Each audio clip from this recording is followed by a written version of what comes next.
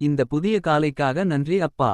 என் அன்பான பிள்ளைகளே, இன்று நீங்கள் கண் திறந்தது சாதாரணம் அல்ல. இது கிருபை. இது இரக்கம்.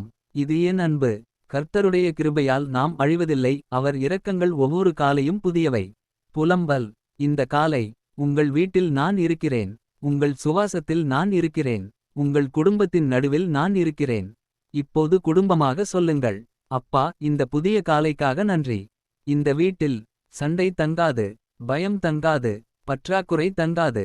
என் வீட்டையும் நானும் கர்த்தருக்கு சேவையாற்றுவோம் யோசுவா. இன்று முதல் இந்த குடும்பம் என் கரத்தில் பாதுகாப்பாக இருக்கும். அப்பா, எங்கள் பெற்றோர்களை ஆசீர்வதியுங்கள். எங்கள் பிள்ளைகளை காக்குங்கள். எங்கள் வருமானத்தை பெருக்குங்கள். எங்கள் ஆரோக்கியத்தை நிலைநிறுத்துங்கள்.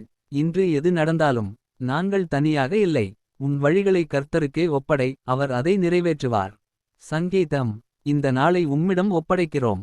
எங்கள் வேலை, எங்கள் பள்ளி, எங்கள் பயணம், எங்கள் சந்திப்புகள், எங்கள் முடிவுகள் அனைத்தையும் உம்மிடம் ஒப்படைக்கிறோம். இன்று விபத்து எங்களை தொடாது. நோய் எங்களை அணுகாது. தீமை எங்கள் வாசலில் நின்றுவிடும். 1000 பேர் உன் பக்கத்தில் விழுந்தாலும் அது உன்னை அணுகாது. சங்கீதம். இப்போது அறிவிக்கிறேன். இந்த வீடு தேவனுடைய வாசஸ்தலம்.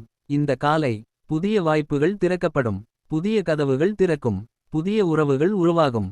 இது கர்த்தர் செய்த நாள், இதில் மகிழ்ந்து களிகூர்வோம். சங்கீதம் 118 முதல் 24. இன்று வெற்றியின் நாள். இன்று கிருபையின் நாள். இன்று சாட்சியின் நாள். இப்போது குடும்பமாக கைகளை பிடியுங்கள். 3 முறை சொல்லுங்கள். இந்த புதிய காலைக்காக நன்றி அப்பா. எங்கள் குடும்பத்தை காத்ததற்கு நன்றி. இன்றைய நாளை உமக்கு ஒப்படைக்கிறோம்.